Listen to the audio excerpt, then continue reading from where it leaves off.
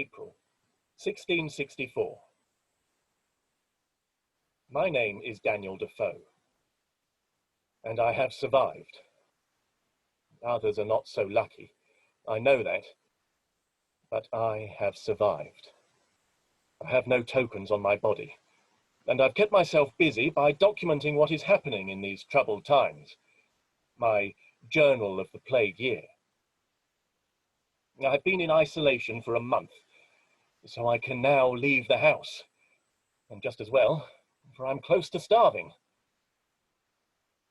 There was hope in the beginning that the winter would prevent the outbreak from spreading, but now we are in April and the weather is hot. The plague has entered the city walls. The quarters were moved to Oxford, and the nobility and gentry are leaving in droves.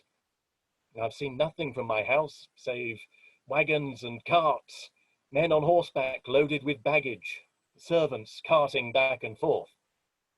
They go to their houses in the country, and they are happy to shut up their city dwellings with maybe one servant left in attendance. Even if the house is quarantined and a watchman placed, they still leave in secret in the dead of night.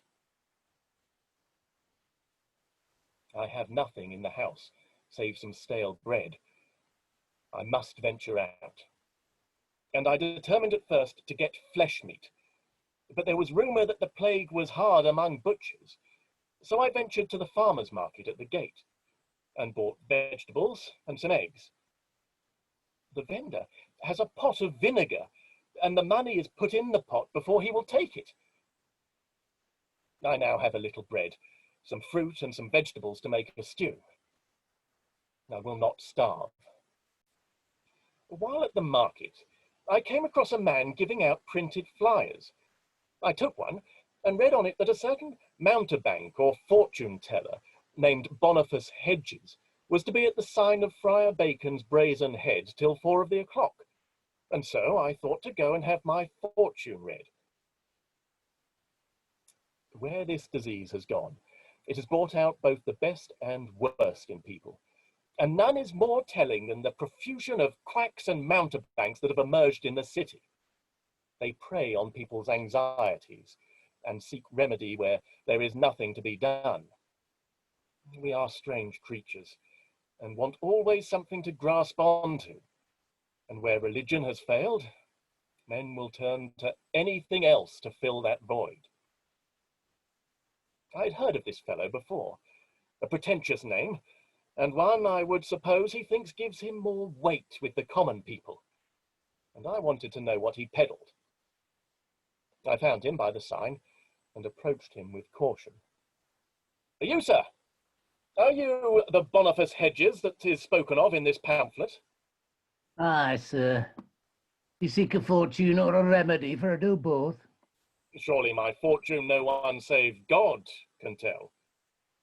God seems to have made himself absent. And I have the gift, sir, second sight. Many have come to me and gone away satisfied. And do you charge for your services? Not for telling of fortunes. What do you usually ask? Most wish to know if they'll get the plague, and if they will recover. Some want to know if they'll lose their position, or if their master will turn them out of doors. What is it you would know? I thought to test him, for I knew I cannot get the disease now. Well, like others, if I will get the plague or no. Give me something of yourself, sir. An handkerchief, perhaps.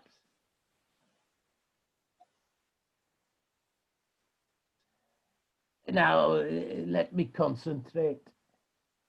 He then intoned a little and waved the handkerchief in front of his nose. I'm sorry to say, sir, but you will get the pestilence in the next week or two. But do not alarm yourself. It will not be fatal. And how can you tell? It will not be fatal, sir, for you will purchase my remedies. Now, there's the rub. This is how they take money from the poor. For if you were told that you will get the plague, who would not buy a remedy?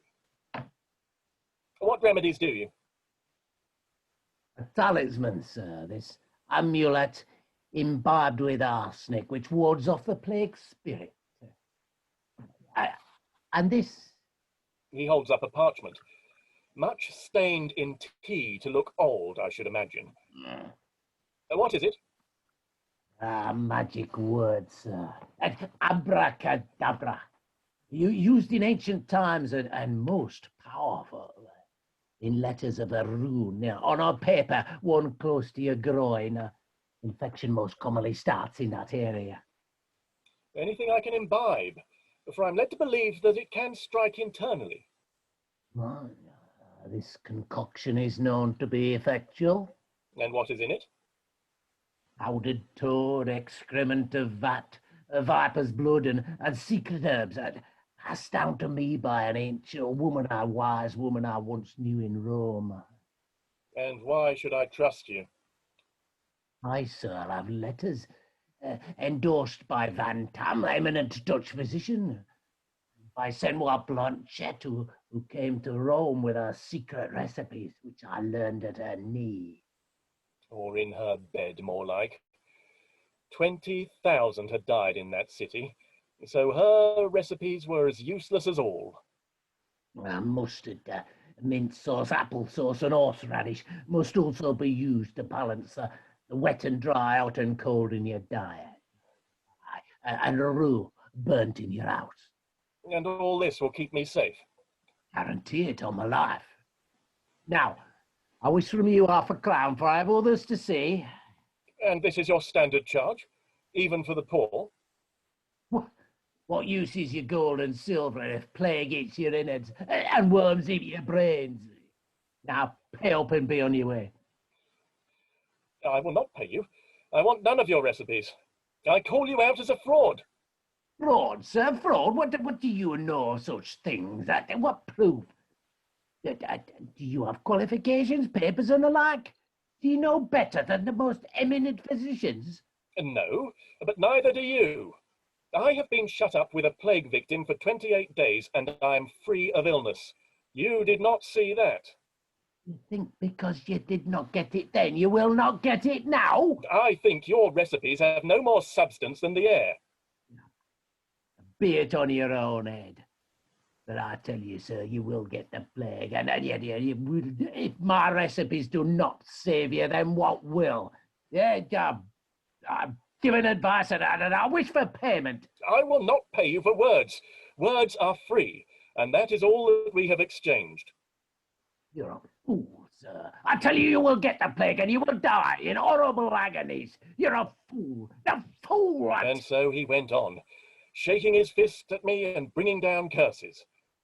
I went on my way, but I could see how others could be swayed to part with meagre resources to stay safe.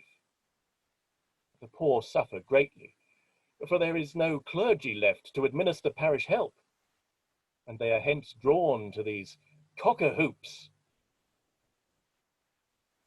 I wish with all my heart that I'd gone with my brother. But even now, if I wanted to, I could not buy a horse. There are none to be had, and there are no inns that will accept travellers. And I must find money soon, or else I too will be destitute. I have a little savings, but these will run out soon.